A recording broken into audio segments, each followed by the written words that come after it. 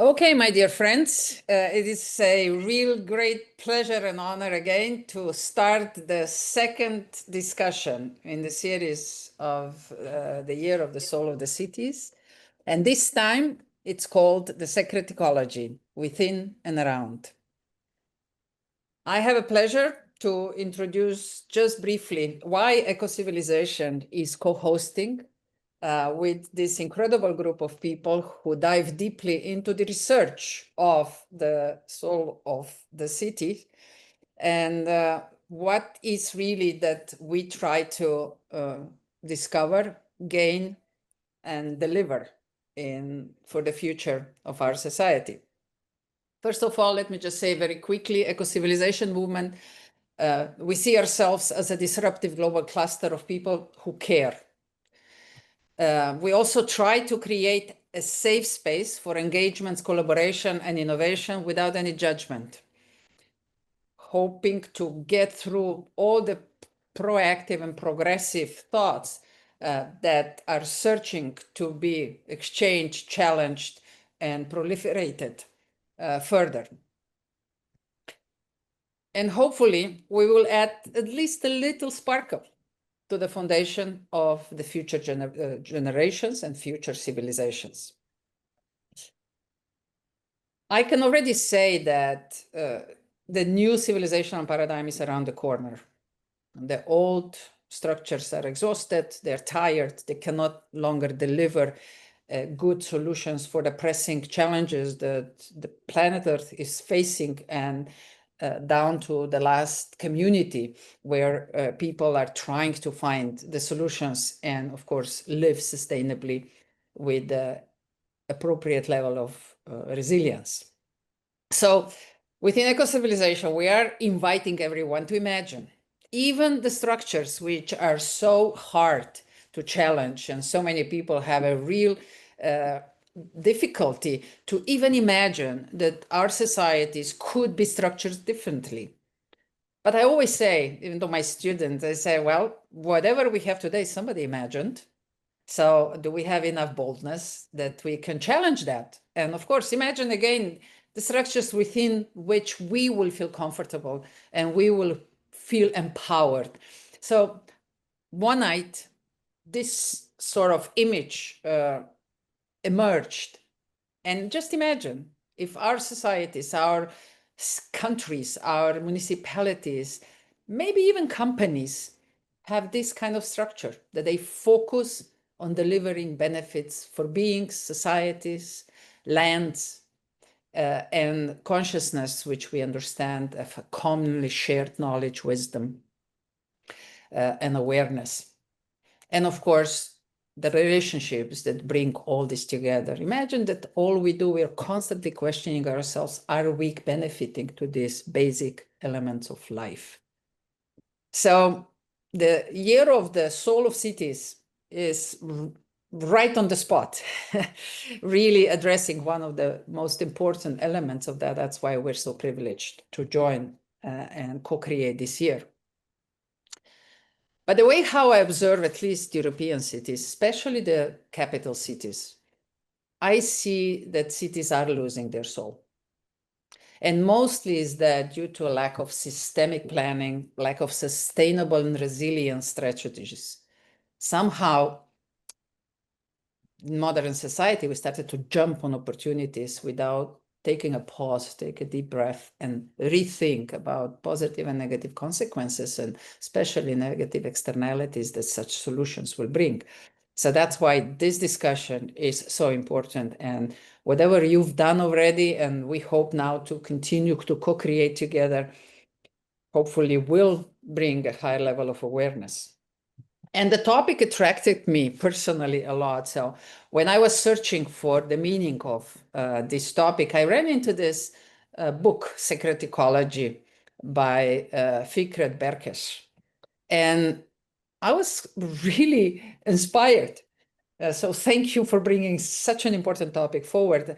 And what was really inspiring was to see on how many different places on this beautiful planet Earth very similar thoughts are emerging, which means we are right on it. And I like this definition of sacred ecology, exploring the knowledge systems of indigenous and local people about nature, ecosystems, and community life, and asks what modern societies can learn from them. And a couple of years ago, eco-civilization movement really worked on a topic, ancient future wisdoms. We had several discussions. We ran the whole year on Ubuntu, talking to specialists from all different professions, what Ubuntu means for them. And it was so educational. So I do hope we're going to get back. And through this exploration, I just remember the richness that those discussions were bringing forward. And that's why I would say that this is an essential topic for eco-civilization as well, because we do focus a lot on cross-civilizational wisdom, where we humans are part of nature, not separated from it. And if you allow me, this is my last thought before I pass it on and then just listen to you and get inspired by you. I tried to put some parallels between eco-civilization and sacred ecology, in a sense of cross-connecting perspectives. And I could see that where we are already aligned really well is we both claim that it's time to shift from ownership to stewardships, which says that communities thrive when responsibility replaces domination. And the second one is coherence holding, rather than leadership, that mirrors the indigenous way of guiding through relationship, reciprocity, and observation, and avoiding hierarchy, which kills the creative incentives and sparkles that could be very useful for everyone. And last but not least, that humanity can coexist as nature does, which resonates the view that the future is not about control, but about participation, really, engagement and collaboration. So with that in mind, I would just say why it matters to me personally, to eco-civilization, and to our broad network, which we are now in 52 different countries around the world, and we're trying to really bring the essence of our future engagements forward, is that sacred ecology offers a framework really for the shift in consciousness that we are looking for, from fragmentation to relational awareness, from control to co-creation, from ideology to living practice, and from progress to real a balance and reciprocity. So I don't want to sound nostalgic, really, but I'd rather express the invitation to really integrate this ancient sensitivity with modern understanding, and really to evolve together, or let's say reinvent ourselves on a path to this new planetary civilization, possibly eco-civilization. So that would be my maybe provocative more introduction to the topic that we are addressing today. But I would also like to just use this opportunity and bring your attention to two more sessions that are happening this year within the eco-civilization movement, which is we are wrapping up the full year of discussions on leadership challenged, which this wrap-up session will be on the 26th of November.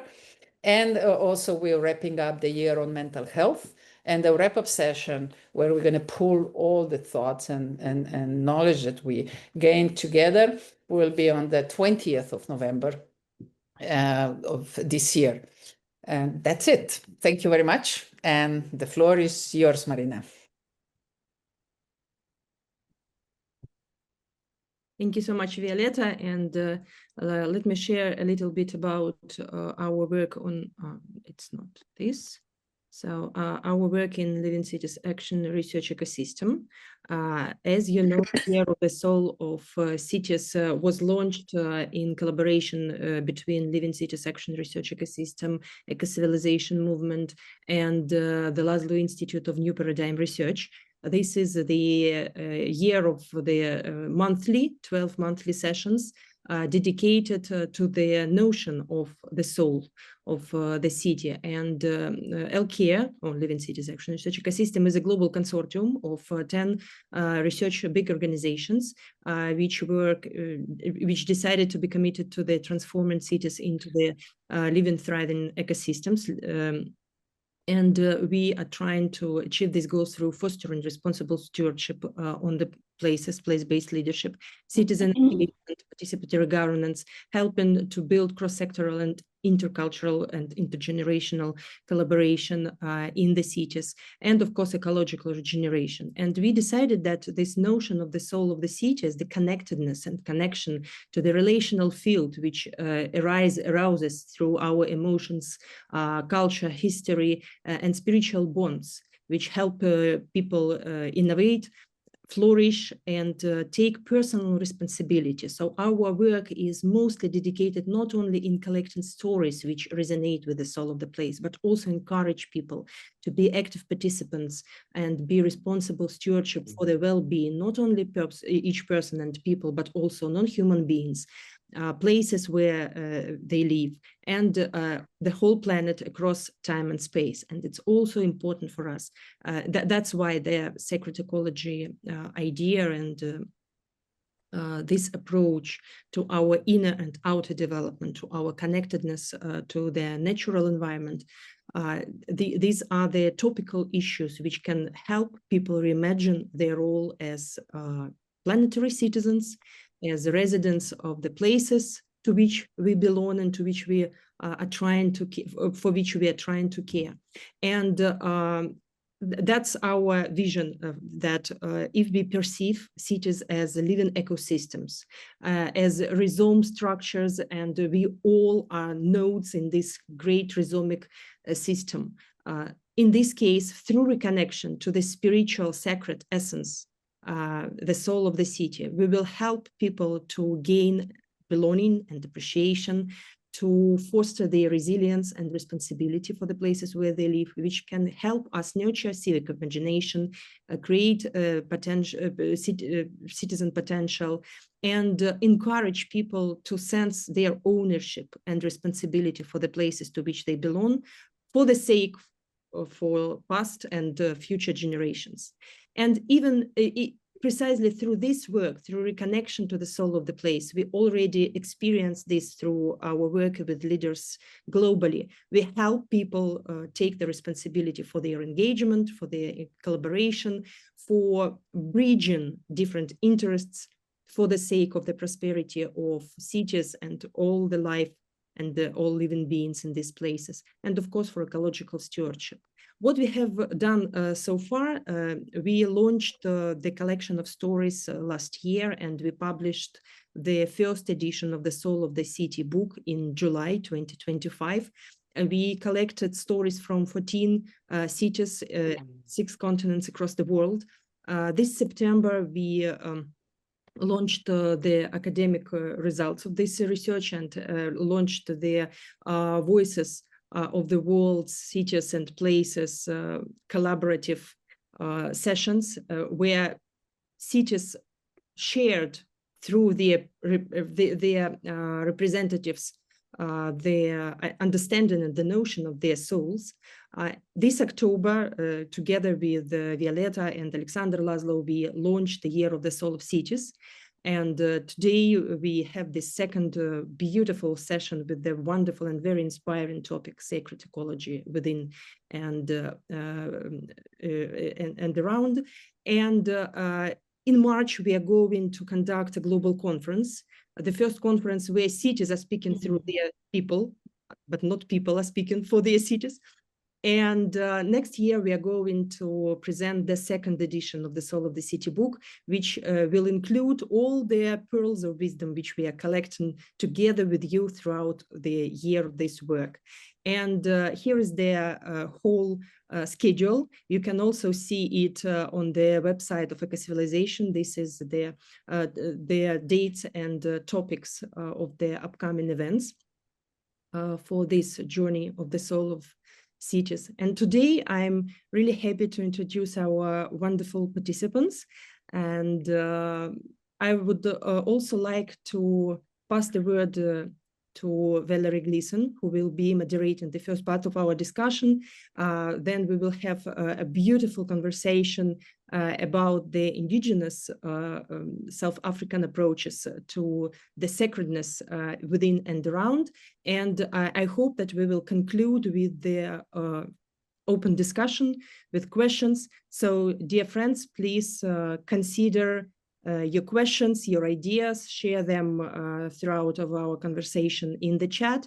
And I hope that we will have a beautiful discussion and conversation after the presentation of our esteemed guests. So please, Valerie, the microphone is yours, and then.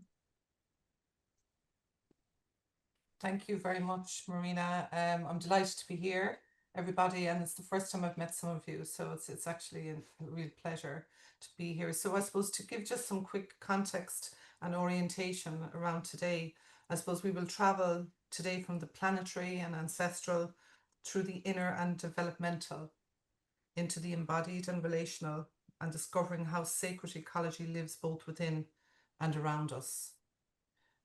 So I will just briefly introduce the panel, and I suppose I would invite you all, if you want to look into more detail around any of the panelists, to look at the Eco-Civilization website.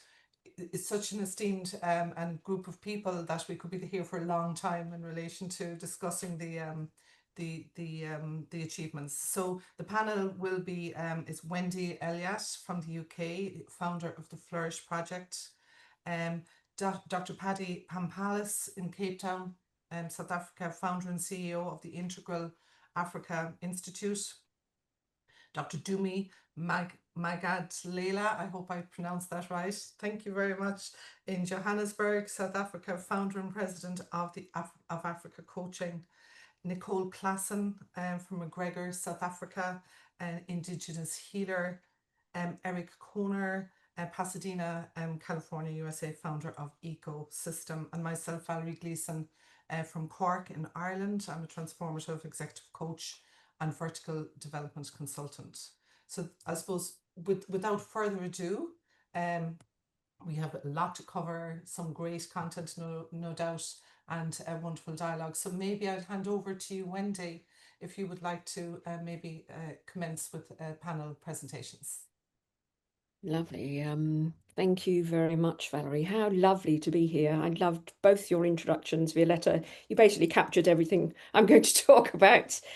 And Marina, obviously it's a joy to work alongside you. So if I just share my screen, hopefully.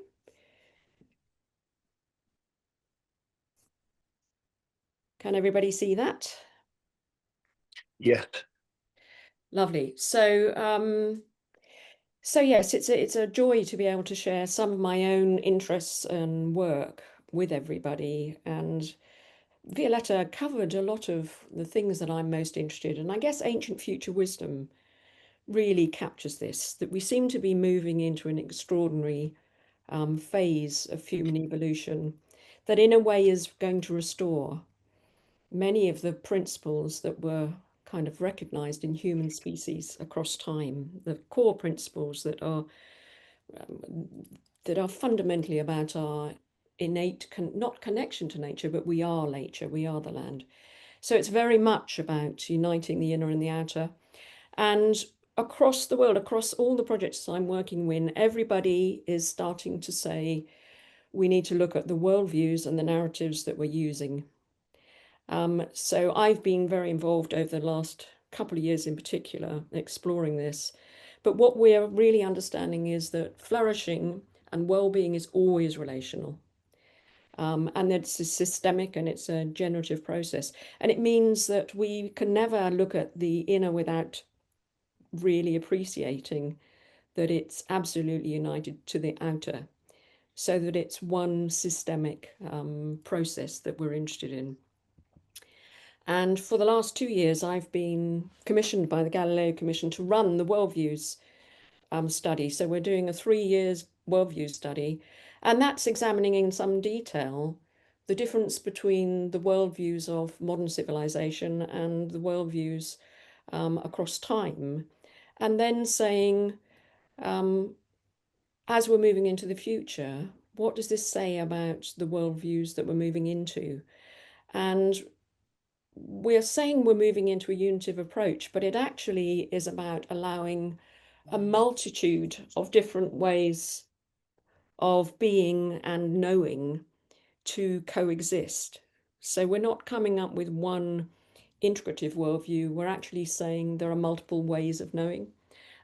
So next year we have a 3-year, we have a book commissioned, a 30-chapter book, and we already have a number of the authors signed up, but we're hoping to capture all the different aspects of how this can be approached and to understand just how much the language that we use impacts the lenses with which we understand the world.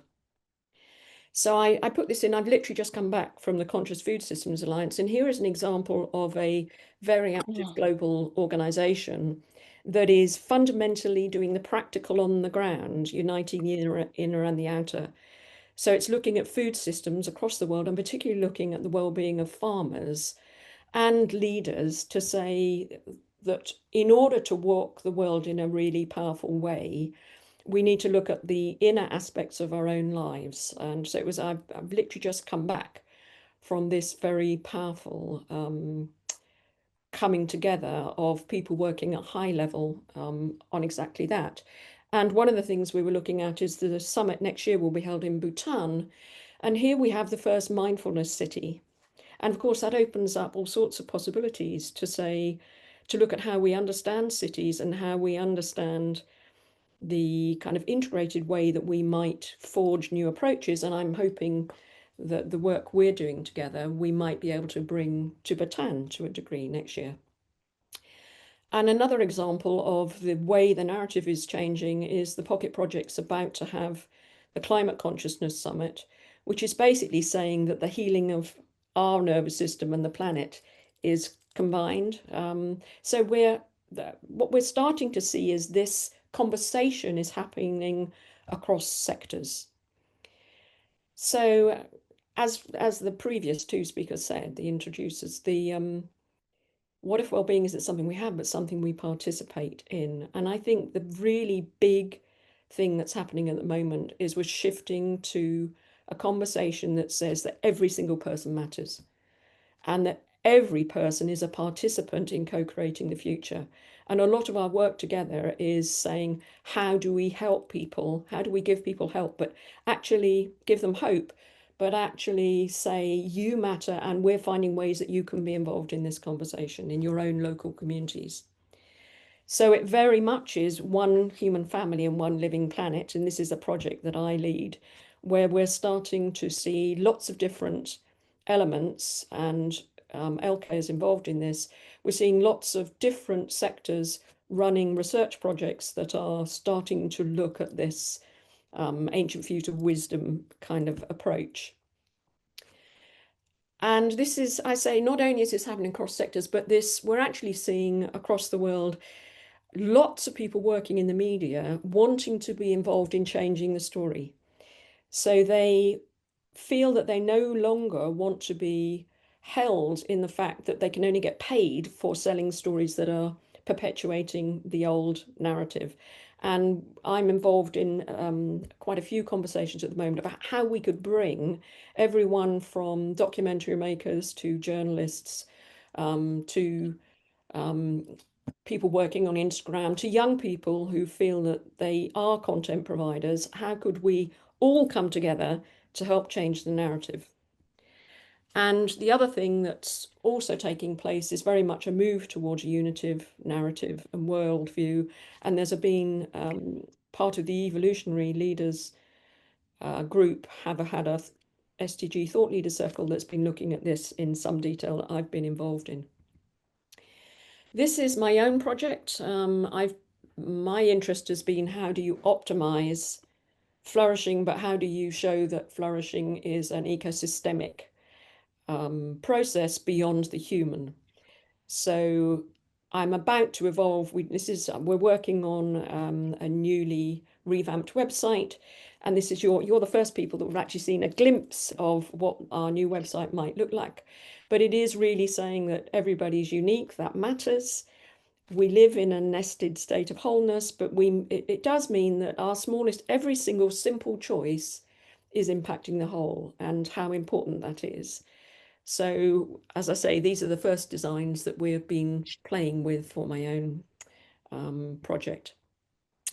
And this is a framework that I've been working on for some years now, which is really providing a framework that enables other well-being models to be evaluated against whether or not they are approaching things systemically. So these are aspects of my own work. Ultimately, I think it is about ecological belonging. Now I can't see, let me see if I can move that. And I just thought of the questions that we might want to think about. So, and particularly to do with Elke, where do we feel at home and why? Why does this place feel different to me than another? Why do I feel I can almost have a sigh of relief when I drop into this place? What is trying to be expressed through us uniquely, with every single one of us, completely unique in what we feel and what our hearts are telling us? What stories and narratives are we telling ourselves? What stories and narratives have we had in the past that are perhaps no longer serving the future? What practices and rituals do we have that we don't even think about, but actually they really matter to how we experience ourselves in the world and our sense of belonging? How we come to know and share knowledge, what's been passed down, more particularly, what do we want to pass forward? And what has value and meaning for future generations?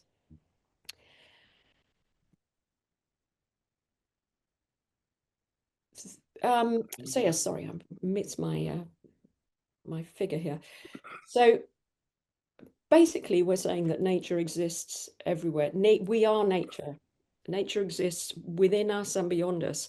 So what I love about what we're doing with Alcare is it positions cities as living ecosystems. And increasingly, we need to encourage people to understand their cities, that they sit within bioregions. And many of the stories and the conversations that people have been talking about is their recognition that their cities are sitting within beautiful areas of nature and how much that impacts them. And obviously, we're looking at how we can restore and maintain this. So I don't have too much time, so I will whip through the regenerative initiatives. These are examples of initiatives that are being birthed in the UK that are actually looking at these aspects. So the Wellbeing Economy Alliance is a wonderful, powerful initiative. I've been involved on the Wisdom Council for the last 3 years. For anyone who doesn't know it, the wellbeingeconomy.org is doing beautiful work on really challenging the way we look at economies. The Transition Network is a very established, now international network, but looks at local communities and how we can strengthen local wealth.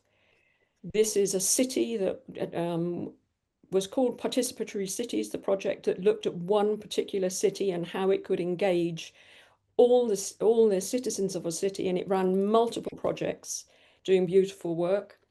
I literally just come out yesterday of a presentation of someone working in Salford they're exploring in really great detail community wealth, and they have fantastic resources that they're sharing. This is a collaborative called the Visionaries, which is really helping to understand communities and their connection to nature.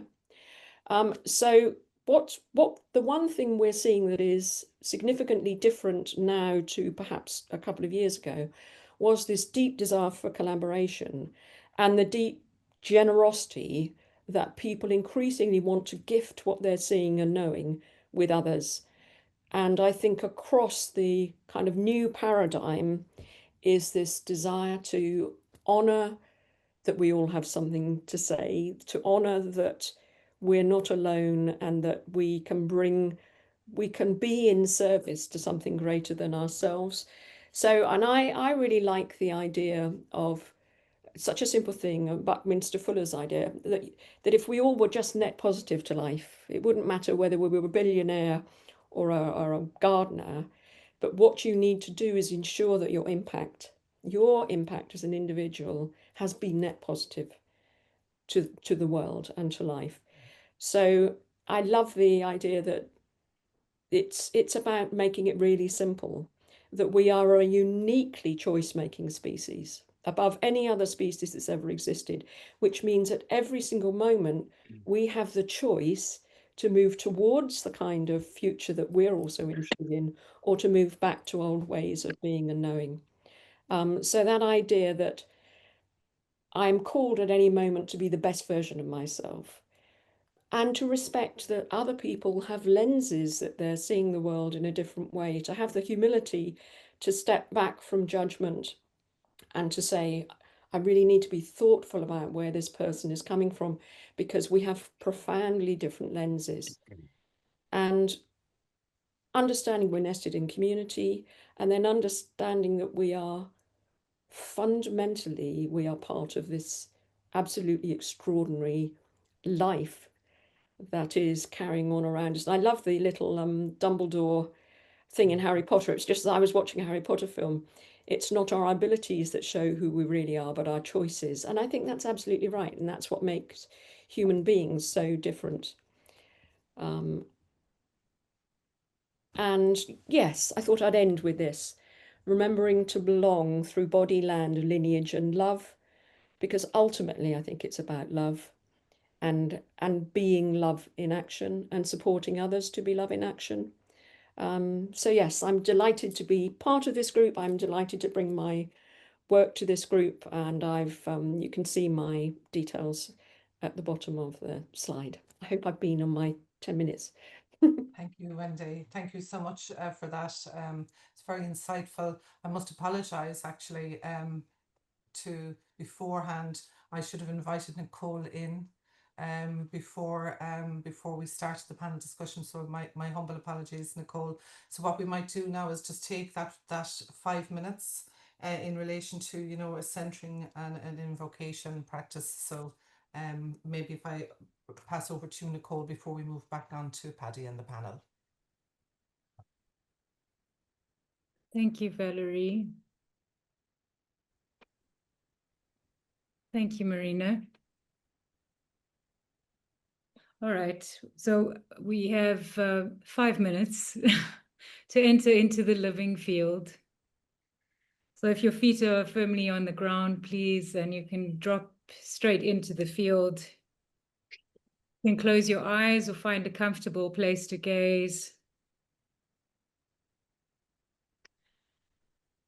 And as you breathe, allow an image to come to mind of yourself standing out on a horizon. There's no wrong or right here, and nothing to change. You're just noticing yourself and how you stand in your horizon.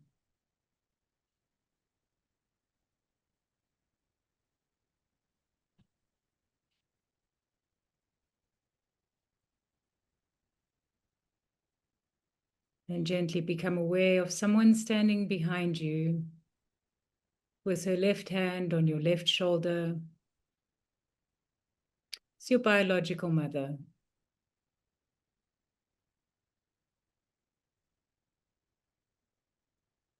And behind you, with his right hand on your right shoulder, your biological father.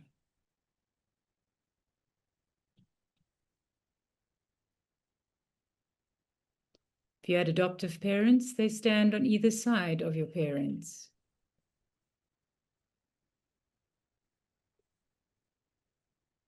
Again, just notice any changes. There's no wrong or right here. Just inviting in our ancestors and noticing any changes and any sensory information as it arises.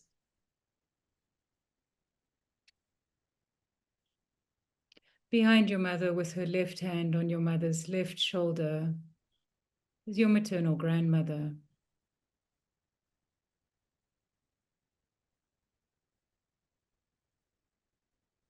And behind your mother, with his right hand on your mother's right shoulder, your maternal grandfather.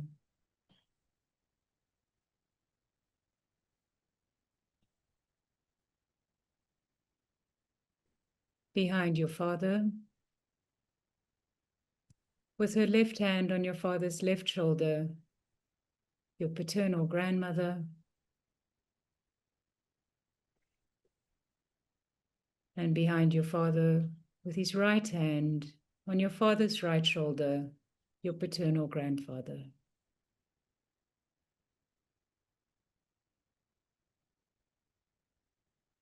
We're going to move a little bit faster now, so stay with your breath.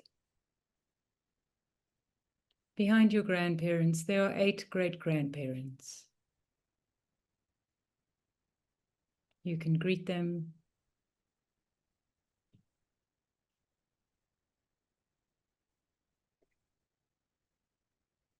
Behind them, there are 16, 32, and behind them 64, and reaching back, back, back. Wings opening up behind you, back to the furthest point on the horizon, all the way back.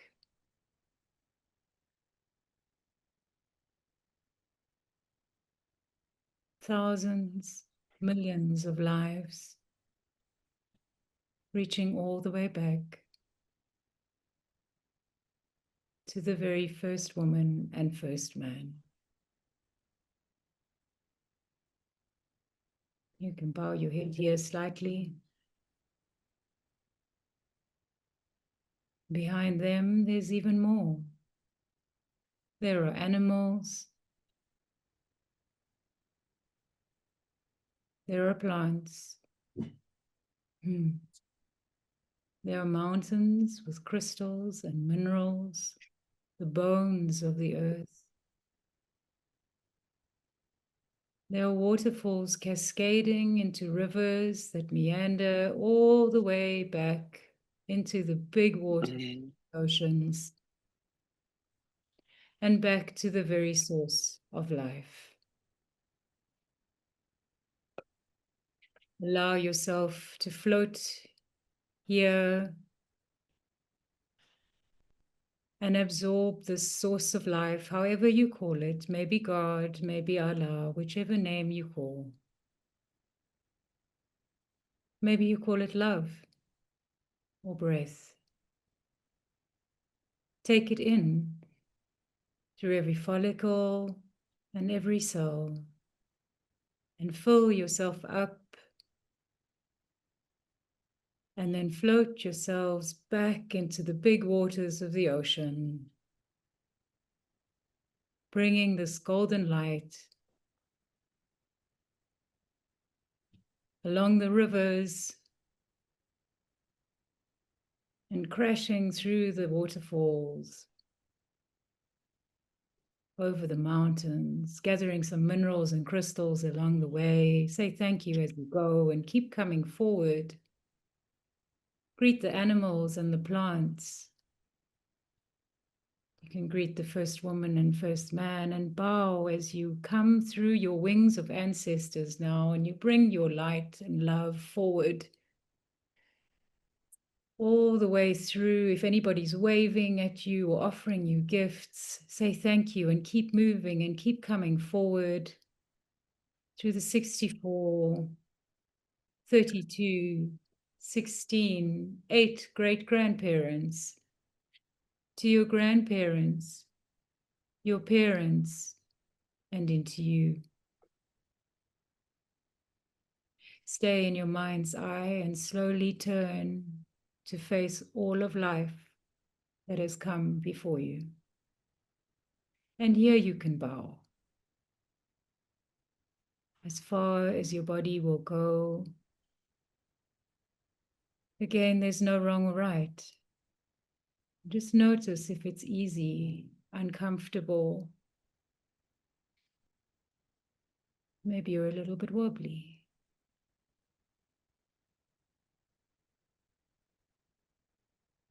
And as you bow, you say, thank you for my life.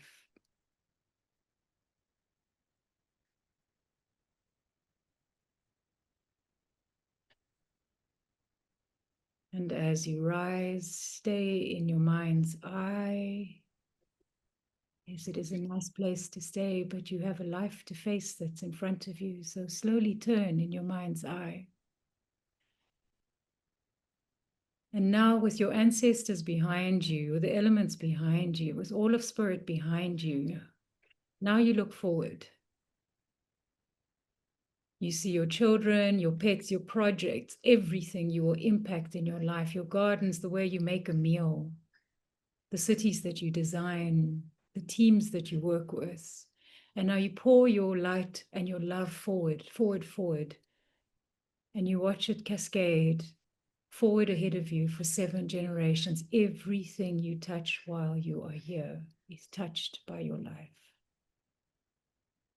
And if you need a bit more juice, lean on your ancestors. And then you breathe life forward. And we bring some into our session here today to continue our work together in this wonderful conversation.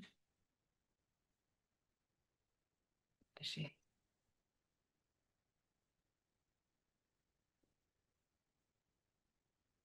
Thank you, Nicole. It was absolutely beautiful. Thank you so much. Yeah. Wow. So we may continue with our panel conversation at this stage. I'd love to hand over to Paddy, if you'd like to take the mic after that beautiful invocation. It's absolutely beautiful. Thank you, Valerie. And thank you, Nicole, for that. Just a very important noticing of when we're talking about the soul and reconnection of how busy we are, or how we are in the world and in our lives so deeply and so superficially at the same time. And how to keep remembering what it is to feel and to be present with all that we talk about and all the wonderful things that we do, that we don't fall unconscious in that moment. And it's a rude awakening when technology kind of interferes with everything one prepares. So my laptop crashed. I'm sorry about the personal information in this beautiful expanse, but it is real life. And I've been running around instead of preparing and settling in and doing that, trying to get a laptop up. And there are so many things missing and I can't get my presentation up. So we're going to have to just be human in this presentation. And I might have to draw on slides that, who knows, will just speak to this moment or not. So I also had a conversation to give a little bit of scope. Dumi has worked with me for a very long time, and it has been a wonderful journey of teacher, student, teacher, moving into shifting the roles and having this shared kind of space of trying to see, not even figure out, but who is the teacher and who is the student at whatever place we are meeting each other. And bringing Nicole in, we're part of the Wisdom School in McGregor. And that is a place of accessing spiritual wisdom, but also the local wisdom, the wisdom of the soul, the wisdom of the soil, and the wisdom of the people to work with integration. So Nicole fits in from that perspective, and she can speak of herself and about her line. And Dumi has a line that he can talk about as well of ancestry. I have spoken to this community about the connection here of the Irish line and having the place of being in South Africa and on this African soil. So it's been very important for me from an Integral African Institute and to use the coaching in our coaching way. There was a question for me of not leaving the learning and development space and coming into becoming an analyst and a psychoanalyst and working with the developmental nature of human beings, right from infant observation into working with children and adolescents, working with family systems, to then training in group relationships and organizational systems, and bringing in that wealth of multidisciplinary teams who can deal with the health and wellness of our systems and processes and alternative health, alternative healing, so-called alternative healing, which actually is the reconnection in with healing that is deeply situated in the timeless memory of the plant medicine and the people who live in the land. It's been an interesting journey because, as we know, there's a great,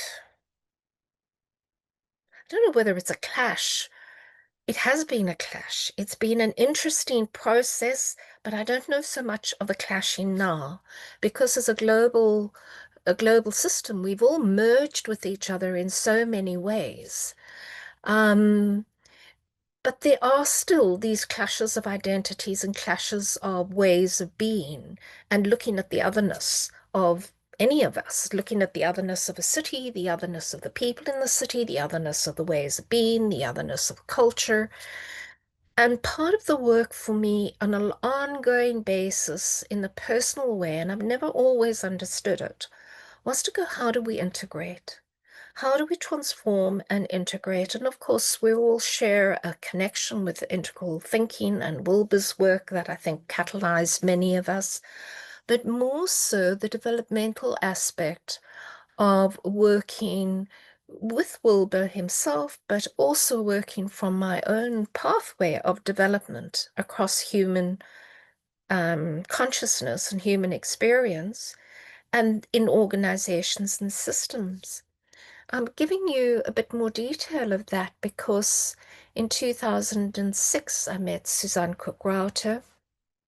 And again, there was another, of course, this is this feeling of something more beyond the conventional. There is something that we keep getting pulled back into, and it serves us very, very well.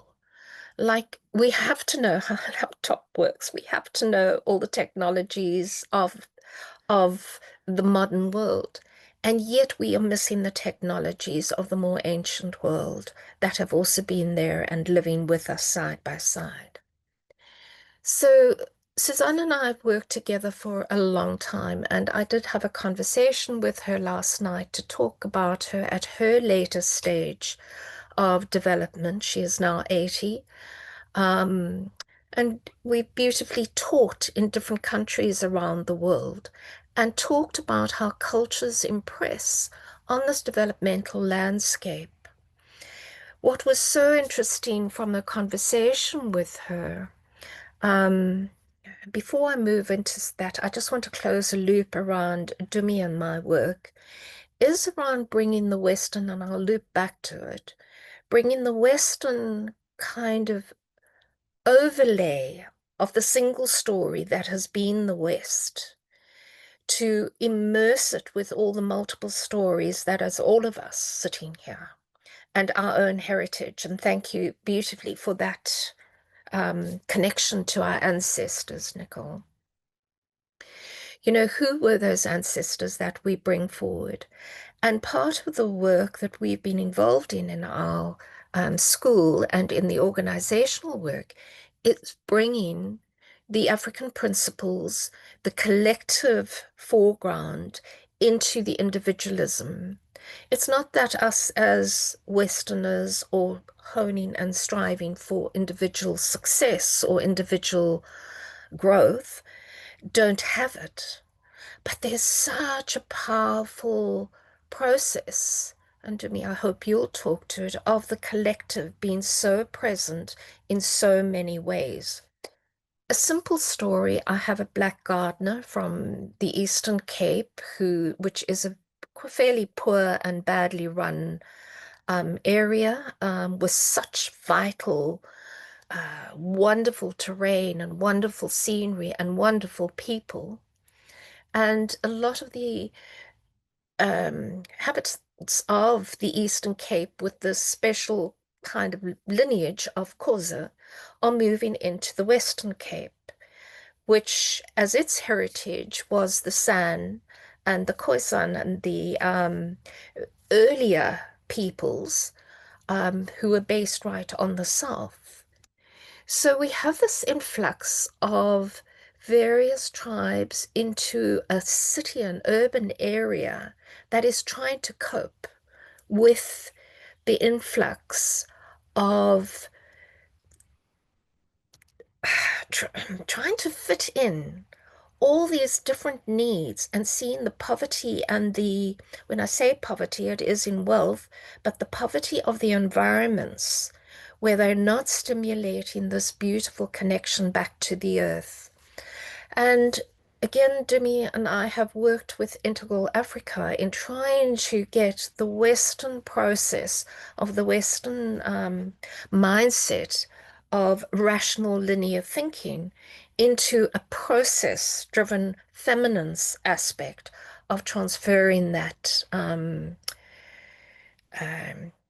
knowledge center and honoring the masculine linear and the agency there, and working with actually something is missing in the territory of some of the models that we have and the technologies we have of the modern world.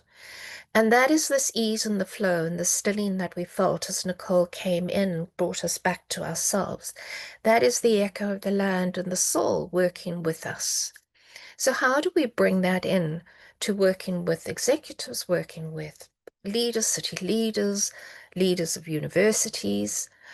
All of these has been a huge concern for, and in the conversations that we've had with Suzanne over years.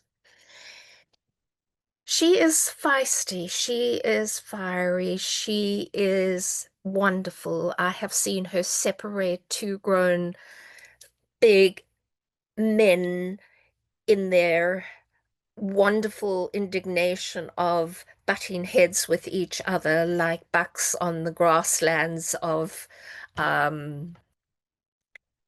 South African landscape. And she has got up onto a chair in between them and separated them.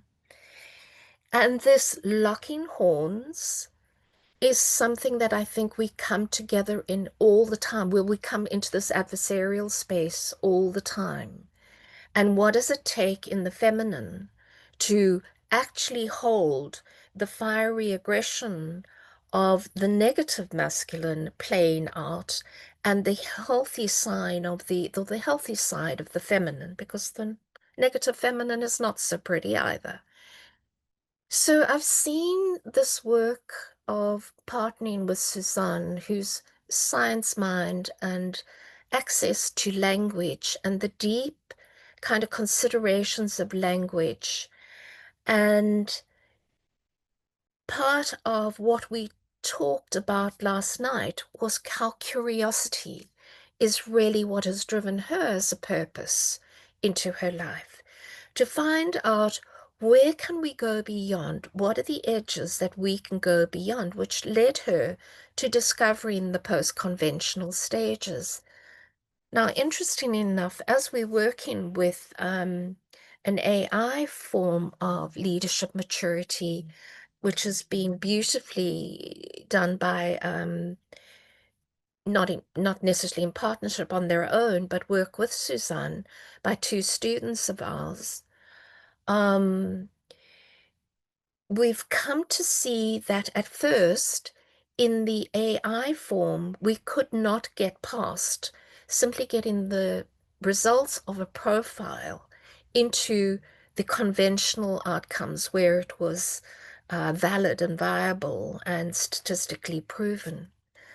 But with more work and more kind of nuance of training this big language system, we're getting the responses of going into the post-conventional space. But what is so interesting, that as we are moving into this research, we're seeing responses from the African continent coming up with the use of much more we than I. We are seeing that somehow, though, as we were going up a trajectory, when I say up a trajectory, that is a language model that is so entrenched, up and down. So as we're going through the arc of this letting go the conventional mind and opening into more of what is, she discovered this process and worked with the big egg, the kind of process of the egg expansion of moving along consciousness, what gives birth to greater consciousness as we move in a trajectory. And it was intuition. It was intuition for her that was felt at a very early age, where she said she remembers in high school talking about or asking the question of what is wisdom. And that has been a pursuit of what is wisdom? Where do we find meaning? Where do we find consciousness? And the connection with this AI language model is now that we can track that arc scientifically, proven in the touching visual process of being able to see that there is expanded capacities that we have, but we've talked about going back to what I think Gebser talks about in the ground of being. How do we actually reconnect our soul back into the ground of being and our essence? What does this have to do with the soul of the city? I think everything. Yesterday morning, not yesterday, on Monday, no, Tuesday. Whoops, is yesterday. The gardener that works for me, works with me, is from the Eastern Cape. There's the link, and he is living here with a home in the Eastern Cape and living in a shack, a very nice shack, but a shack nonetheless in one of our townships in a city area on the other side of our mountain. And my daughter's mother-in-law, personal stories.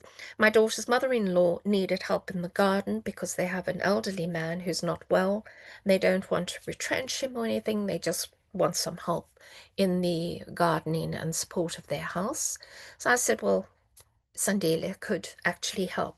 But what was so prominent for me is when he came to my house and she came and I introduced them to each other, was the profound humility of the greeting from this 40-year-old man who greeted this woman.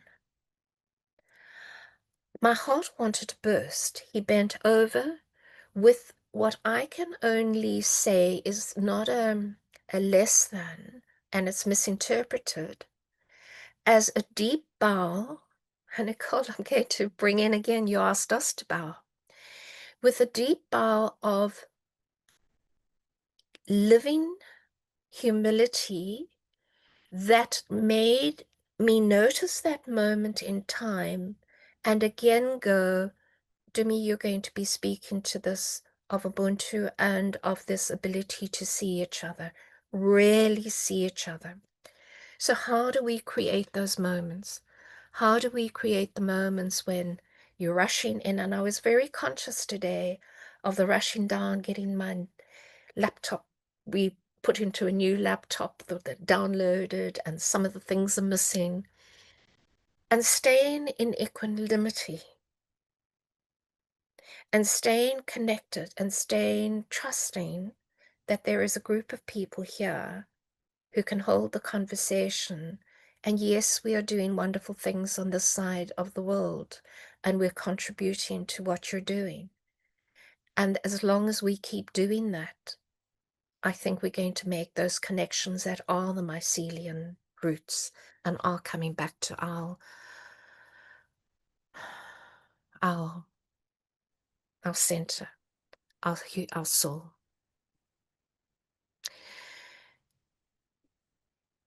Thank you, Paddy. Jeremy, I don't know if, I'm not sure how much time we have, if I hand over to Jeremy now. I think, yeah, if Dumi would, well, I was going to hand over to Eric now, if that's okay, or if it made sense for Dumi to come in now, but We dance. we'll dance. Dance. So Eric, thank you so much, Paddy. I'm Eric, I'm happy to have Jumi if it works with the flow. Please go ahead. okay, very good. Uh, Thank you, Eric. Thank you, Eric, for that. Very generous, very kind of you. Thanks, Valerie, for being available for that, being open for that. Wow. Thank you, Violetta. Thank you for your words at the beginning. Wendy, your presentation. I love that. The challenge rigid structures. Yeah, so much to say in that. Eco-civilization. I have something else to add to that, Wendy. Eco-evolution. Really, it's becoming, it's being. And thank you for being here, everyone else. Marina, Eric, I appreciate that. Nicole, wow, I did not want you to stop. Like, wow, I could see my grandfather's grandparents and such a warm feeling of acknowledging them and their smiles. Almost saying, you're okay, keep going. Yeah, wow, Petty. Connecting the dots, Petty, and becoming. Who and what are we becoming? So thank you very much for that. So I prepared something for about 7 minutes or so. Lovely. Dumi, your sound is very low. Is there an opportunity for you to maybe increase your sound? I know exactly what I'm doing because I'm sitting back. Is that better? Yeah, that is much better. Yeah. So 7 minutes would be great, and then we'll hand over to Eric. Thank you so much. Right. Thank you for that. I kind of get into the zone of this, because this to me is the hard work, the soul work that we need to wake up to, all of us.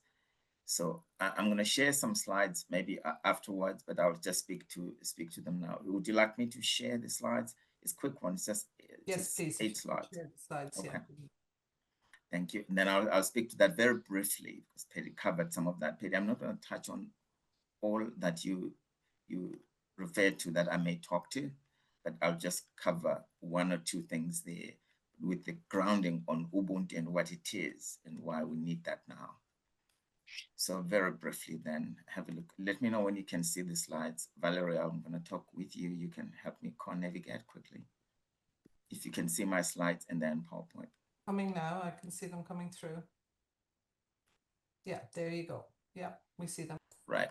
So I'm talking about Ubuntu, but more beyond the cliche of I am because we are, because that's just it's a layer in the top surface of it, of saying what Ubuntu is, and that explains it. But Ubuntu is more than that.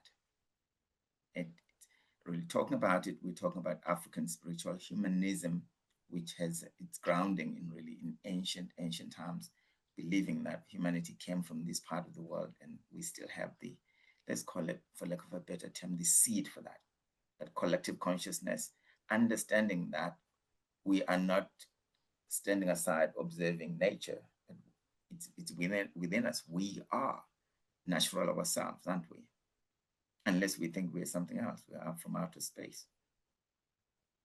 So stories where Ubuntu practices reconnect, we need to understand that the story that Petty spoke to, that recognition of the other, that bowing to each other like that. I experienced that in Japan, where I was shocked, people bowing deeper to me and saying, you're a visiting professor, so you're VIP, we respect that.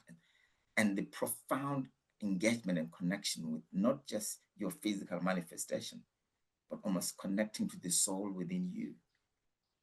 I was blown away by just that. Ubuntu is the bridge uniting. It's the sacred ecology that you're talking about, Wendy. It's the ecology of relationship, as Perrier said. The ecology of connection, genuine, authentic connection that does not need explanation, interpretation, and judgment. That when you connect to it, it resonates with our very souls. And this is because in understanding what Ubuntu is not unique to any one particular group. The word is Nguni word, which Nguni is a group of ethnic groupings in Southern Africa that speak this language. The Xhosas, the Zulus, the Ndebeles, and others in Southern Africa that have this language. But the word Ubuntu comes from that. But in other communities, you find the expression of Ubuntu, which is genuine humaneness, human connection. So it's a global phenomenon that is best understood contextually and experientially.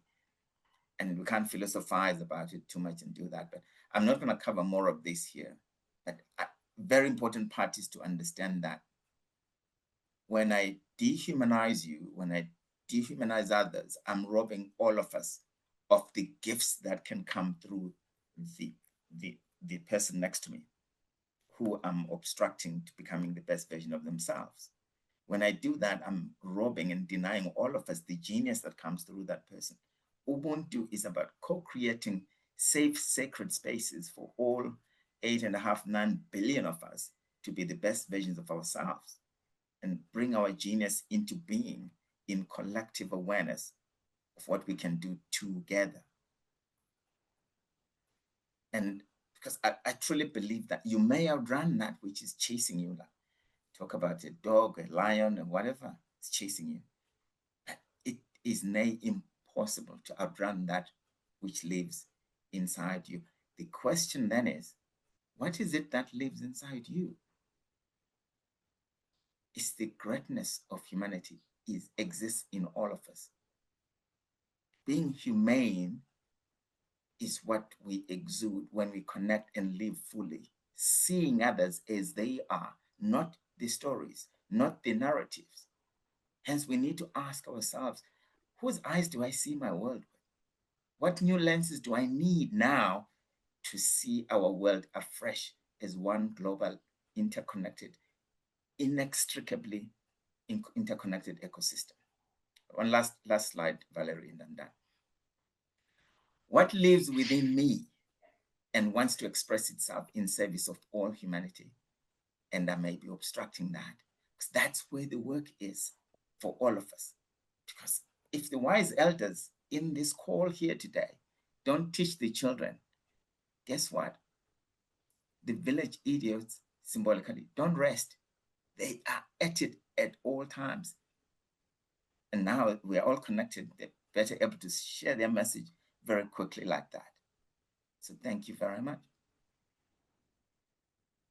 Thank you, Dumi. And it's most what you've said there just personally resonates so much with me. And you know, so it's amazing, you know, from different culture and heritage, how humanity, how aligned we are and how similar we are. It's just really, really what you said has touched me very deeply. So thank you so much for that. Eric, I'd like to hand over to you if that's okay, if you'd go next. There's so much rich conversation I'm sure that we're going to have when we start looking at the threads that connect all of our discussions. So I'm really looking forward to getting to the stage where we can actually start doing that and start pulling the threads. But first of all, Eric, I'll hand over to you. Thank you. Well, first of all, I'm so grateful that I trusted my intuition and allowed Duma to go before me. Thank you so much. And I want to thank everybody. I feel honored to be here. And I have to start off by talking about something personal. Some of you knew Gail Taylor. She's one of the co-founders of Living Cities Earth, and today is the 2nd year anniversary of her passing. And I had the honor and the horror of witnessing it 2 years ago on Zoom. So, and it was actually at around this time of day. So it's very, and also want to give a shout out to Nicole. She wasn't a blood relative, but she was definitely um, a mentor, and she was a mentor in the area of bringing it back to Dumi, contextual and experiential learning, which is my jam. And anyway, I've never done a 10-minute presentation on what I'm going to do because Nicole, you took her through an experience, and generally that's what I do when I do presentations is I don't talk about it. I have people experience it, but given the time limitation, I'm going to talk about it. And then I'm going to offer, if anybody wants to experience it, I'm going to put my Calendly link in the chat, and free of charge, get in touch with me and I'll give you an experience of it. I only have one slide. And it's called the 5 knowledge centers. Before I get into the slide, I want to give you some context of how I've been working with this model. So most of my career, I'm a coach and I do leadership development, and I use this a lot inside organizations. Over the last 7, 8 years, I've really been committed to bringing, it's called in the United States, marginalized communities. I've been bringing this work into those communities also. And I will explain why I bring that up a little bit later. But first, the 5 knowledge centers is to me about the diversity of knowledge, which I think all of you have been talking about this morning. Well, it's morning for me, afternoon, evening for others. So I think this really does speak to the brilliance in all human beings and how the brilliance gets tapped into in different ways. So real quickly, as you can see, this is a circle with a stick drawing of a human in it. The head is where we access reason. And there's a question attached to each of these knowledge centers. The head is the what. What needs to be done? What do I need to know? What's the data? What's the logic? And then the heart is the who. And that's where we access love and affection. Who am I supposed to be with this human being? And who is this human being in front of me? The gut is intuition. I like to say it's our internal compass. The gut is always telling us where to go next. So the question that's asked there is where. The groin is where passion and creativity resides. And that's the why. Why is this important? Why must I be a stand for this? And then the last knowledge center is the hands. And I'd like to say that that's the, well, I don't say this, the philosopher Kant said that the hands are the visible part of the brain. It's also the how. How am I going to make this happen? So those are the 5 knowledge centers. And then the circle around it, as you can see, is nature. Nature is giving us all this information that we integrate. So as I mentioned earlier, a lot of the work that I do is inside organizations. And in organizations, and I would say in Western culture in general, a lot of emphasis is on the head and the hands. And I don't want to marginalize that. That's important. But when it's just that, that's when dysfunction, I believe, because we're not working with the whole. Um, and ironically, and I don't have empirical knowledge, but I just know it from experience. When I work, by the way, the marginalized communities that I mostly work in are communities. It's once again here in the United States called system impacted communities. So people that are incarcerated, um, people that have experienced either violence that they've perpetrated or violence that has been perpetrated on them. Those are the major communities that I work with. And what I've noticed through working with them, number one, I'm very much the student, and I think it was you, Patty, that mentioned that who's the student and who's the teacher. I'm very much the student when I come in because I work with amazing people that have lived lives that I can only admire and bow to. And what I've also noticed in those communities, they have a lot of heart, gut, and passion knowledge. So one of my visions is to bring those communities into organizations so they can teach us how to better access those knowledge centers. And once again, I just want to close on a note of gratitude that I'm getting the opportunity to be with all of you today. Thank you. Thank you, Eric. Thank you so much for that. Yeah. I may go next if that's okay, and then we'll bring in we continue on. So I just want to share here. Can you see my slides?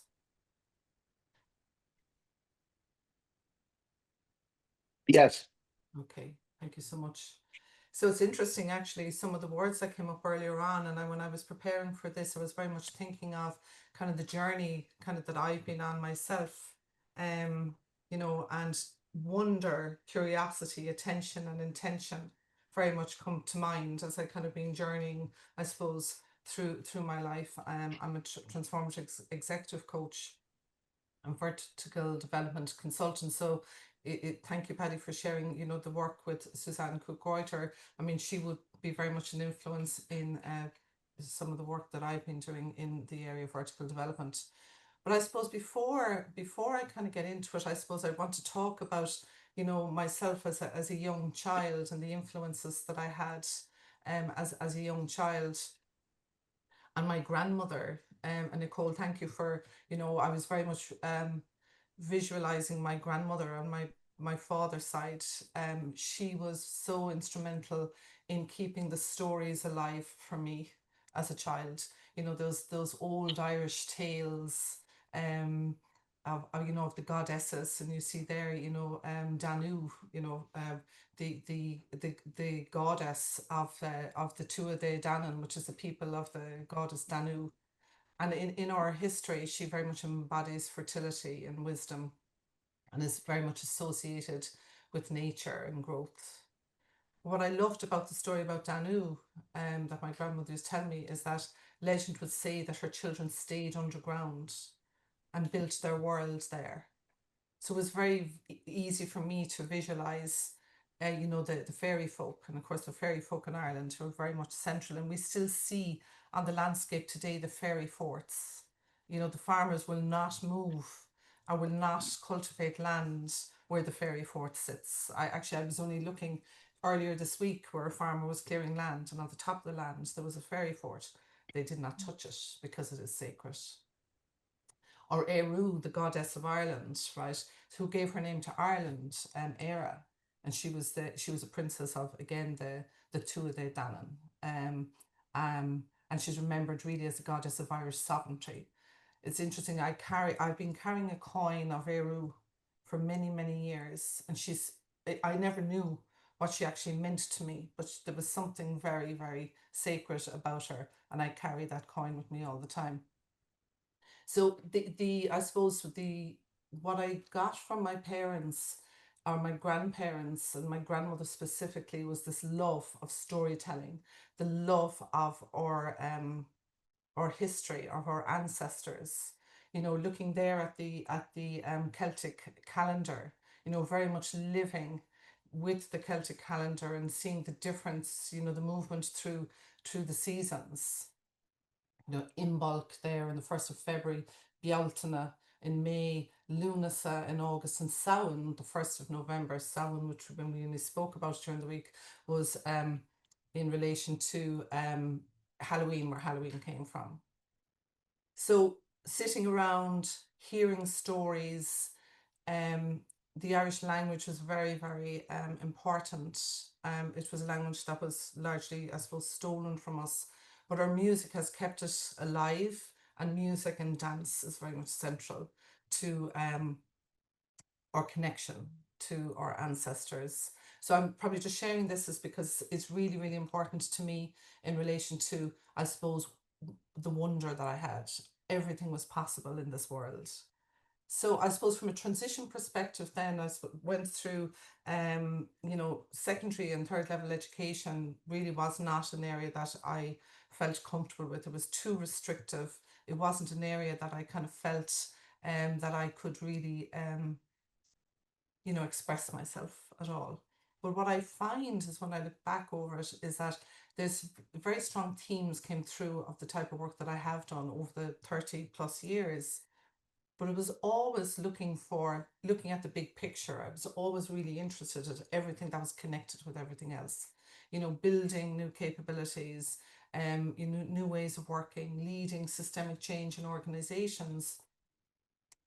And interestingly, I noticed that I moved organizations typically every 7 years. Now, I only noticed this in hindsight, but there was this kind of constant cycle of kind of change and a need to move on to do more because my curiosity was always, I think, Paddy, you mentioned curiosity earlier on. I was always a very curious child. And continue to be curious about, you know, the role of leaders. When I was in leadership roles, my role, the impact that I was having on others within the organization, and, you know, human motivation and the pivotal role of leadership in human flourishing. So I suppose from there returned to education and you know, a number of years ago, and that's when I became involved, became very, very interested in the area of adult development. So this is a model, I suppose, that kind of tells, you know, the different areas. So here from the cognitive perspective, you have Piaget and Keegan. And then when you look into the motives, it really was Maslow. And Maslow was the first model that I heard when I was very, very young, in relation to, you know, the hierarchy of needs. And then as we moved on, ethics and morals, you know, Kohlberg and Gilligan, and then the holistic self, Loevinger, Cook-Reuter, O'Frailon and Brax. So I became really interested in this idea of how we evolve as adults and pursued, I suppose, further training. Went back to college, first of all, did some postgrads in relation to organisation development, transformation, and then professional coaching. But the whole area of transpersonal coaching became really, really, I was really interested in it. It was beyond the personal. It was something bigger, and there was this yearning in me to kind of look beyond the personal. I was that child who was always looking at the stars. I was always aware of something much, much bigger. So going down this road very much supported, I suppose, my understanding of you know, what was within me. And I loved, Jimmy, when you said there earlier, it is impossible to outrun that which exists inside of you. And this was a way that kind of was bringing out what was inside of me, was bringing me back to kind of, you know, that childhood, that wonder and that curiosity. So the shifts really in relation to the in vertical development is very much then looking at, you know, moving from the me to the we to the all of us. And I know, Paddy, you spoke about that as well. So what I have found in leveraging the stage shift, so I studied with Dr. Antoinette Brax, who would have very close relationships as well with the likes of Susan Cook-Reuter, in relation to leveraging her approach to vertical development, and very much seeing that shift in the worldviews. I think we've heard that mentioned as well. You know, the worldviews, how we see the world, how we, you know, how we move from the me to the we to the all of us. And this approach has very much supported me. Also here at the end, we see how the changing worldviews are happening, you know, moving more from conventional to post-conventional, but they're actually happening at a relatively slow pace. And, you know, what can we do from a development perspective to support, you know, individuals and organizations to make those shifts? So this has been really, really important for helping me to understand what lies within for me, and making that shift really into the post-conventional. Now where are we going? Why is my... So this is the model that I the state shift model, and it's very much, I suppose, looking at the whole area of intention. Initially very much looking at, you know, what is my purpose, what are the values that I wish to lead by, and that's been really important in helping me to articulate my purpose. What am I here to do? And then very much really looking at, you know, then how do I engage with others, the interaction with others, how do I learn through engagement with others? So moving more into the collective and integrating all those, I suppose, learnings, ongoing learnings into my very being. I use this model called the Vertical Holistic Leadership Profile, which looks at the different lines of development: action orientation, emotional awareness, mindful attention, and spiritual congruence. But it also looks at the areas of shadow, and really helping me to, you know, helping me and helping those that I work with to understand where are the potential areas or that may be limiting, you know, I suppose, my potential, or maybe holding me back. These are models that I've been using now for a number of years.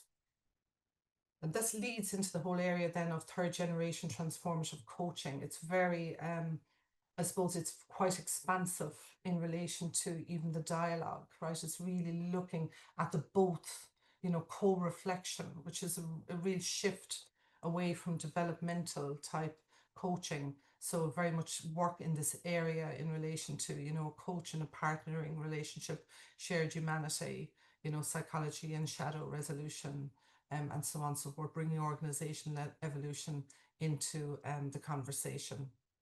And I know that I don't have very much time, so I'm flying through this.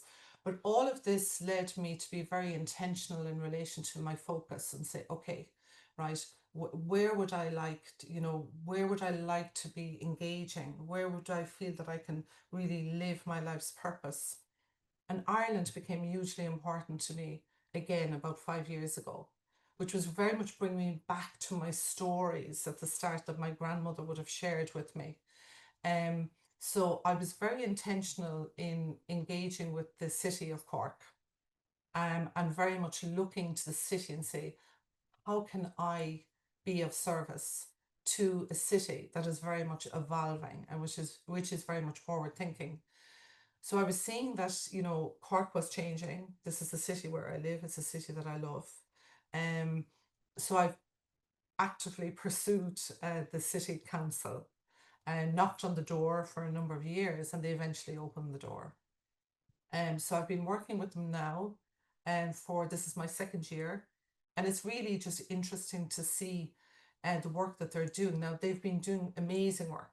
They've been doing amazing work in engaging with the community and the very diverse communities in relation to integration of, you know, the different nationalities that are coming in and out of the city.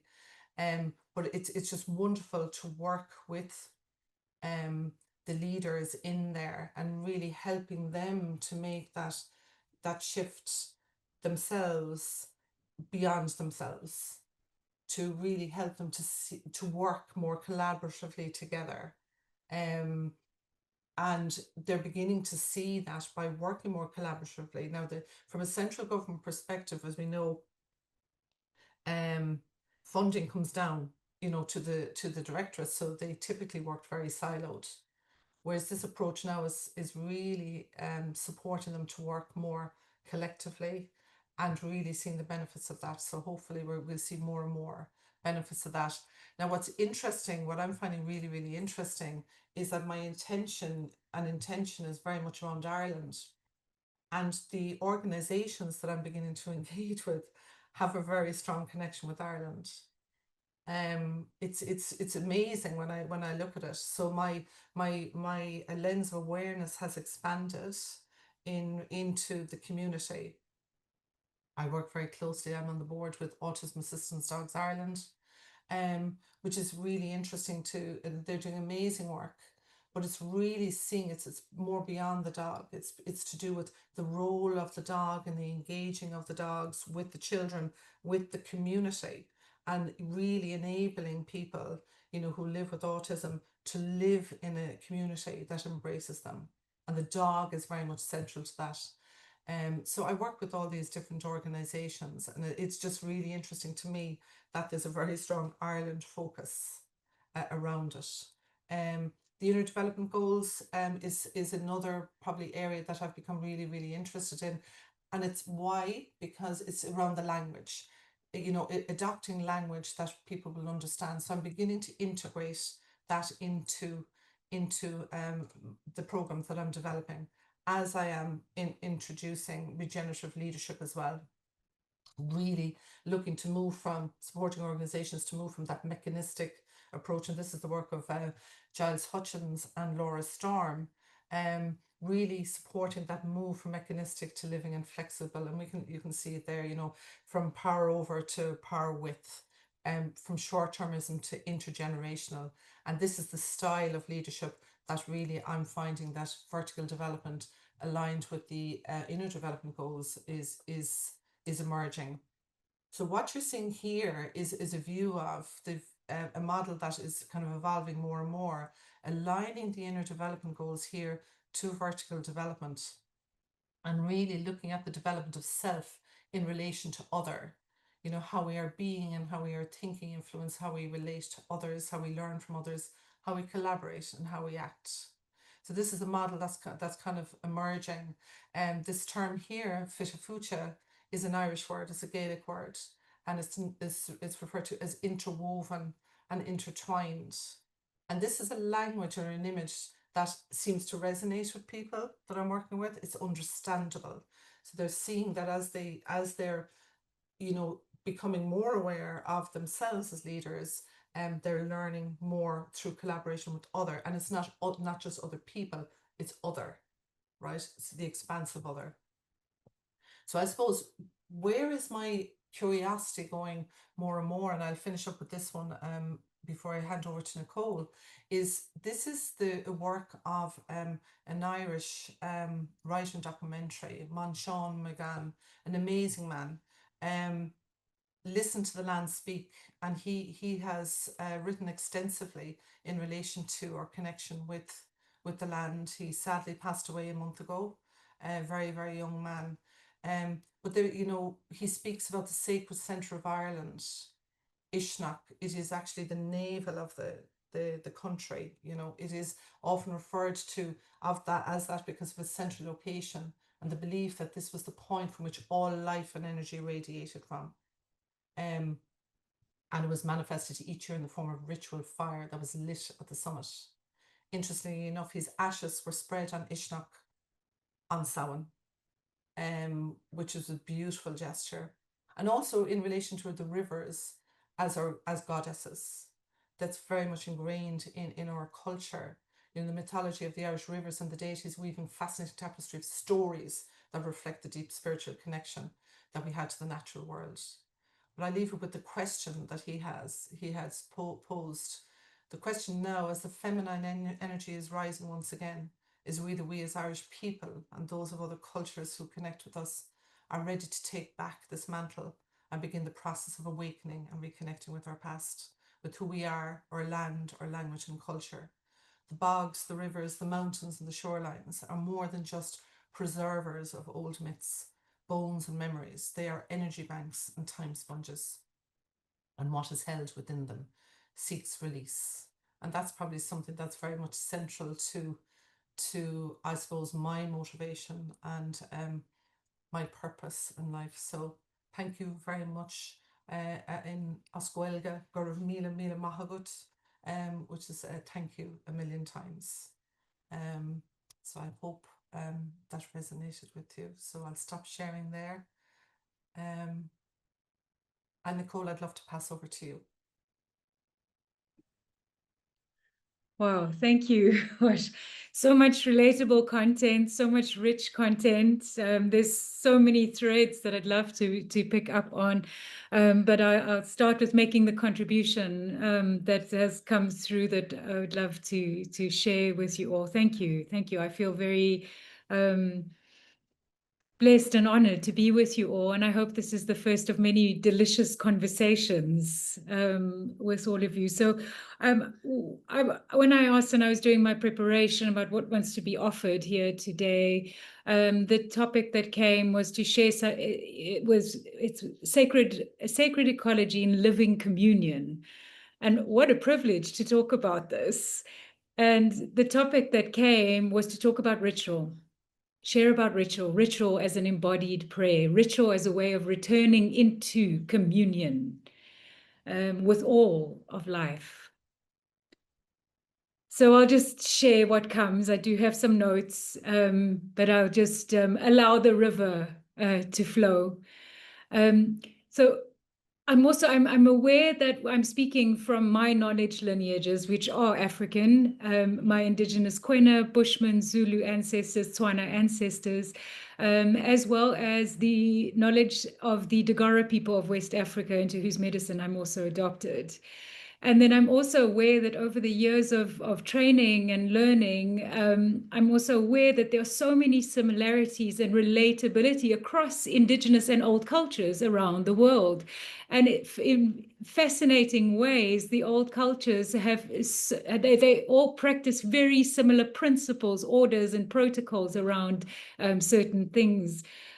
So as I share, this is not just an only exclusively African experience. I want to open it up as well in this model that it is an inclusive sharing. And absolutely not complete. And I won't have time to complete either in a lifetime, and definitely not in 10 minutes. So what is ritual? What is ritual for us? Ritual for us is the inclusion of spirit. It is an intentional request from spirit to intervene. It is also a way for us to align with the spirit world. So from this perspective, spirit is always present. The ancestors are always ready. The elements, the guardians, the fae, we call them the little people, they're always ready. It's us who are not aligned. So we use ritual to bring us into alignment. So ritual is the inclusion of spirit into everything that we do. We align into spirit, into the world of spirit, world of the ancestors and the elementals and the beings before we take action in the world, because we understand that our actions have consequences. So we align before we move. We align before we start our community projects, before we do our work. I haven't always aligned in my life. I spent many years in corporate communications in Johannesburg, driving a BMW and getting stuck in traffic, wondering why my life was not working, until finally I accepted my ancestral call and started the work of remembering and coming back, much like Valerie, your journey, your transition journey. And I think so many of us here would have at some point gone into some kind of transition of remembering. And so I plunged very deeply into the African technologies. We call ritual a technology. Ritual is a technology.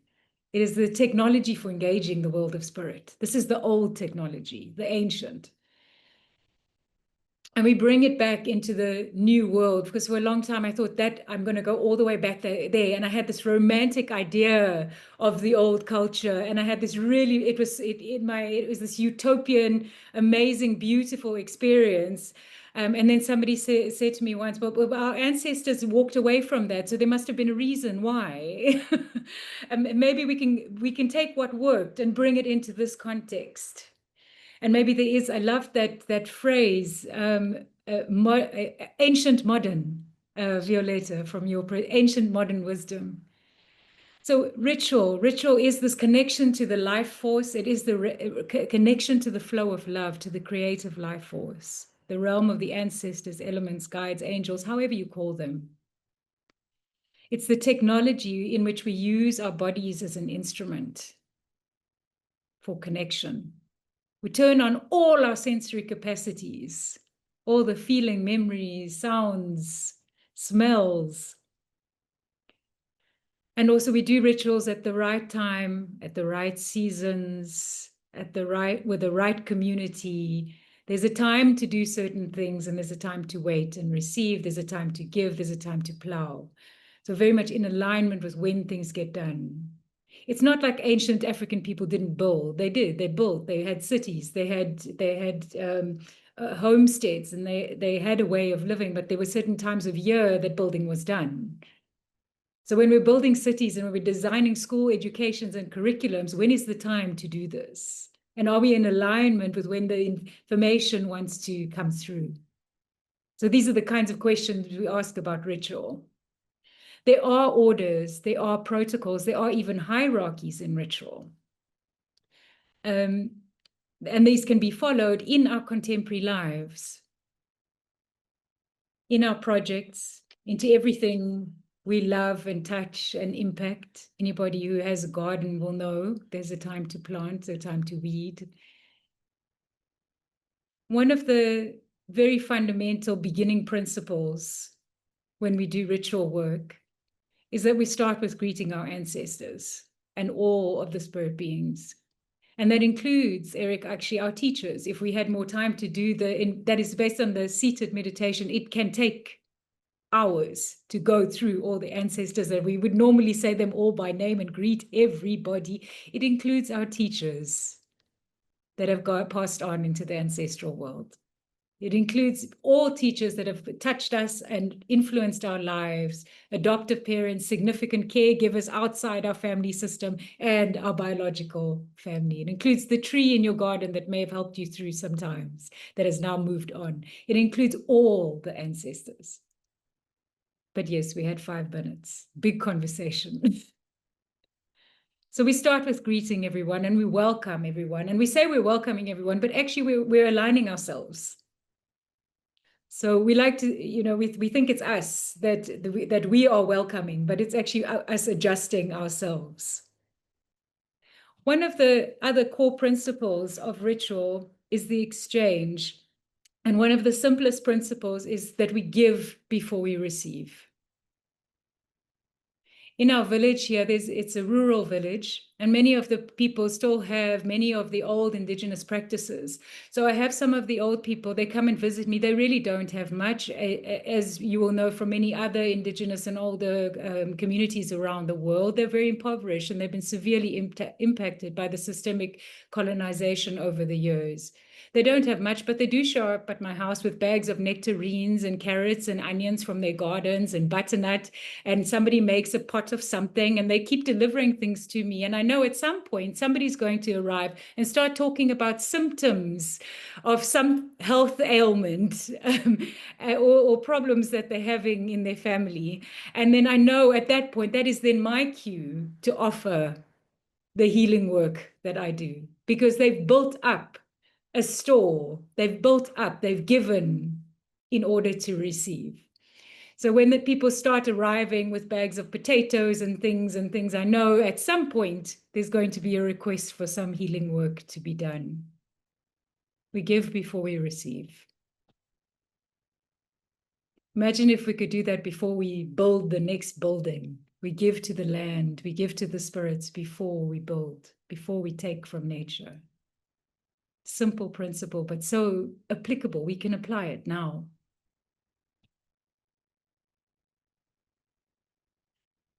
One of the other principles is that we leave no one behind. We build for the most vulnerable.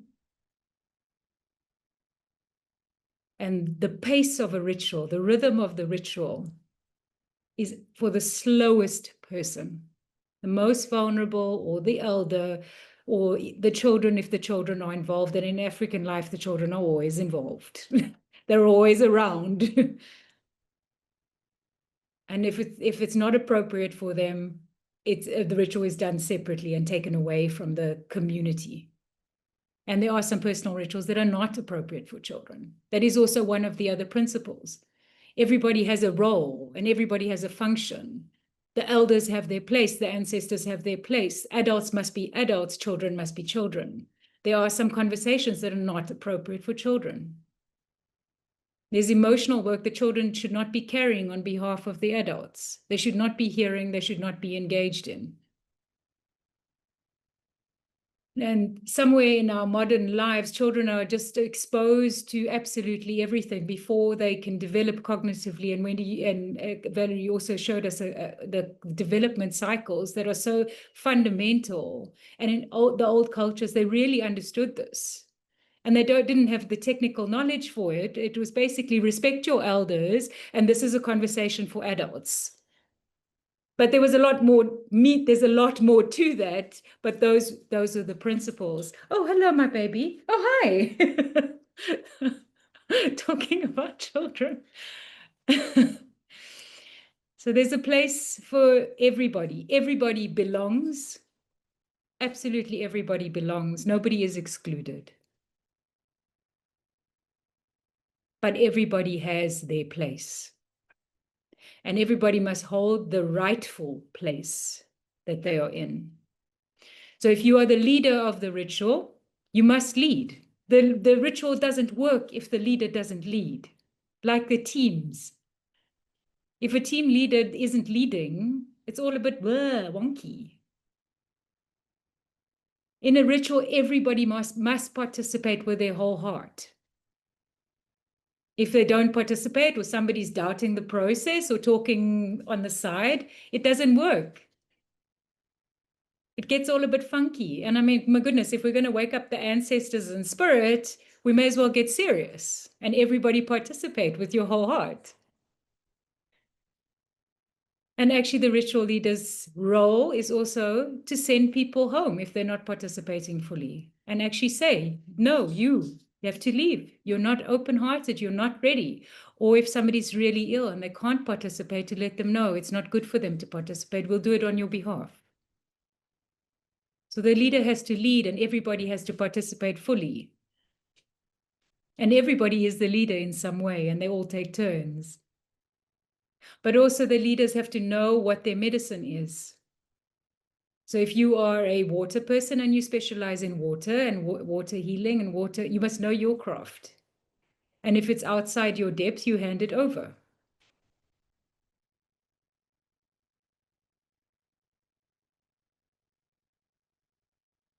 In a ritual, we're all working for ourselves and each other. Ubuntu, again. Yes, you are working for you, but you are also working for everybody. And if the symptom is in you, it means the symptom is in me. So we work for ourselves and each other simultaneously in a ritual with that understanding. So if we're working on marital problems, the way the community sees it, it's everybody's marriage. When we're in a ritual, the community came to your wedding. So when there's problems, everybody comes to the ritual. And there's process around it. A fire must be lit, herbs must be brought, they must sit and they must talk, and people from the community actually give their insights onto your marriage in a ritualized way, where there is no wrong or right, nothing to change, and there is no judgment. Where it's the understanding is that if the symptom is in this marriage, it is also in me and mine and my family, where we're working together to resolve the system and asking for healing.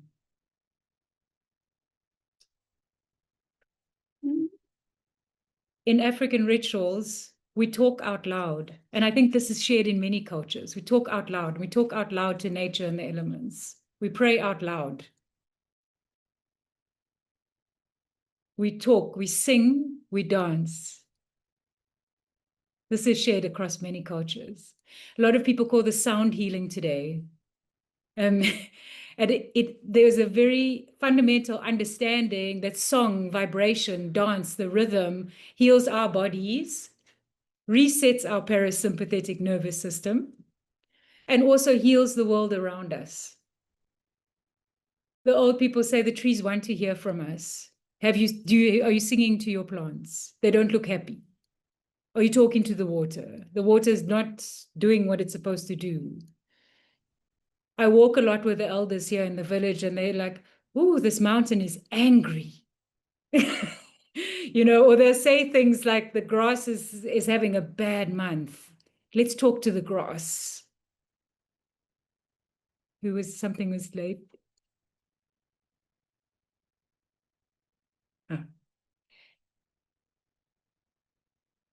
Sound healing. And also when we talk out loud, what I've realized somewhere along the way is that this talking out loud actually reprograms us, something that we call neuro-linguistic programming now. And I realized that at one point I was doing this course in neuro-linguistic programming, and I was doing my African traditional work at the same time. And this talking out loud was the same kind of rewiring. So that's why we talk out loud. We pray out loud. Each person in the circle gets a turn to pray out loud. This is a big conversation. If that hand is up, does it mean I need to start circling? Okay, I see the hand. Everyone has their place. Everyone belongs. And the balance of giving and receiving must be kept in a dynamic. So it's not static either, it's a dynamic. There's a giving and receiving, giving and receiving. Every place has its own vibration. When we do Thanksgiving, we don't do it at a place that has a farewell energy, for example. We feed the little people. We give them their food. Feed the waters. Feed the spirits. And participate fully in life after a ritual, while we wait for guidance. Dreams, synergies, interesting messages that come out. We participate fully in life.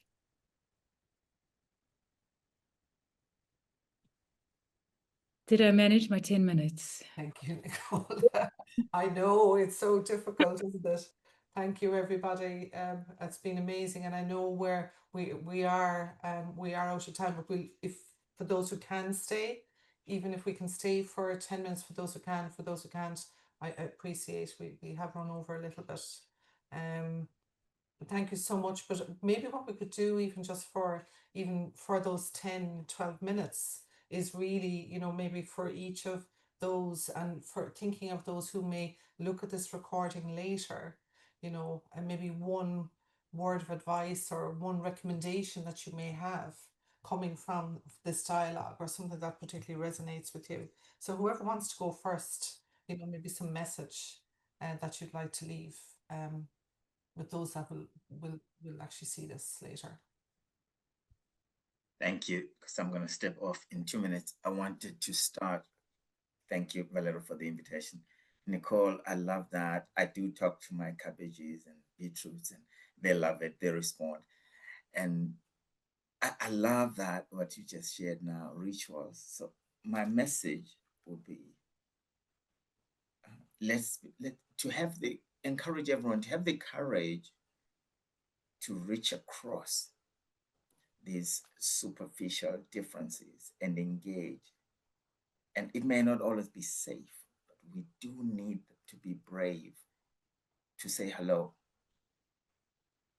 I always say greet in 3 ways: greet consciously, greet intentionally, greet mindfully.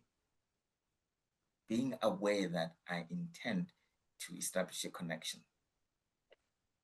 Being conscious of your own humanity, and then being mindful in this moment, I'm doing this because it's what humanity needs. So I see you all, and I appreciate every single one of you. Thank you very much for the sacred dance. Thank you, Dumi. Appreciate you. Thank you. Wendy, would you I'll like go to? very quickly because I literally have to fly. Yes. I had a few things to say, but I'm going to hone it in on one essence, I kind of want to leave it with the sacred quality of curiosity. And that young children are born, the single biggest aspect of being born as a human being is curiosity and reaching into novelty. And to reflect on what that does to us when the systems that we are living within diminish that generative quality of reaching out into novelty. And that what I see at the moment is, on a systemic level, we're reaching out into novelty. So I'll kind of leave it with that because I have to go and host another meeting. So it's been a really wonderful thing to be with everybody. And yes, thank you. Thank you, Wendy. Thank you so much. Paddy, would you like to? I would like to join in, because another word that came up in Susanna and our discussion last night was fascination. And I said to her, well, you must know where that comes from, because she knows the etiology of all the words. And she took out this massive big dictionary that she's going to pass on, Oxford Dictionary, with all the details of the words in them, which she just can't bear to part with at the moment. She's clearing out, as one does in age and stage. And this dictionary we both looked up. I actually looked up through this big Oxford Dictionary, and there was something about a fascinate is a spell. It's a bewitchment, and it can be negative. However, a fascinator is to hold attention, to create the fascination with something, because we were fascinated, I think, Nicole, as you said, around this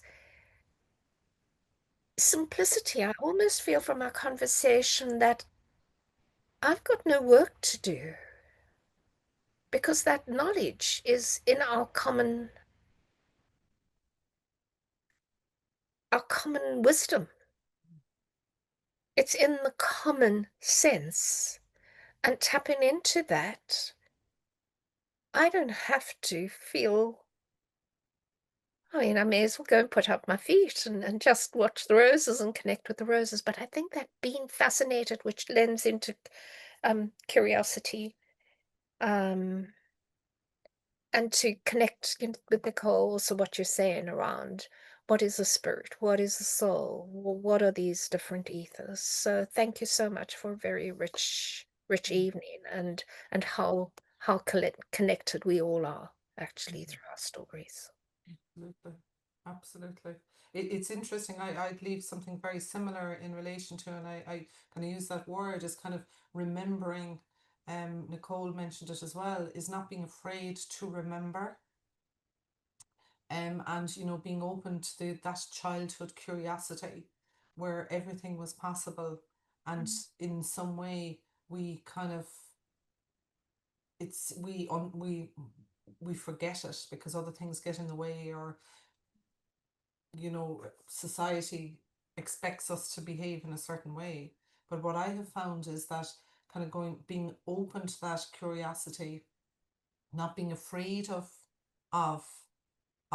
asking the question, and not asking questions just for the sake of it, but being genuinely interested in what it is you're inquiring into, I think is really key to flourishing.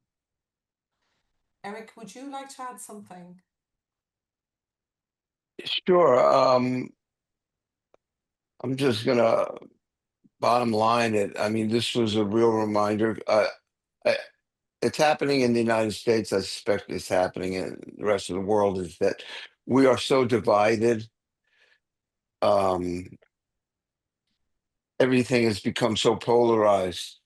And this last 2 hours was just such a timely reminder that we're all the same. Yeah, absolutely. Yeah. Absolutely. Yeah. Thank And you. if we can come more from that, not that differences are bad, but if we can come more from that, I think our lives will be more richer. Yeah. Thank you. Nicole, I think Nicole has left. Have you? I think she had to leave, Nicole. So maybe will I hand back to Marina and Violetta? I suppose with the last few minutes, we did run over a little bit, but I think it was worth it. Yeah, maybe I can just share my my insights. So I think that for me personally, it was a very rich and a very important conversation. And you know, this reminded me this idea of that something, some ritual or some spiritual practice or being connected to the whole being is not a specific thing which we need to sort of locate time, sit down and have something. And I remember that, I don't remember who said this, but to some extent it was one of my mottos in life, that when you are connected to your inner core and to the whole world, each action which you take is a prayer. It's not just a specific time when you go to pray or to remember who you truly are or reconnect with your ancestors. It's if you keep in mind this sacredness of each moment, in each action, in each decision which you are making. I think all our speakers were telling us today about this. So it's so important to keep this sacredness inside of our hearts in each very moment of our life, in each step, in each decision, in each word which we send to others and to the world. And in this case, our connection to the world and our understanding of our role in the world, which be completely different. So, and here I think that I would like to pass the word to Violetta and her vision of eco-civilization, because again, I think that this is hugely aligned to this vision of what does it mean to be a person who is responsible for all this.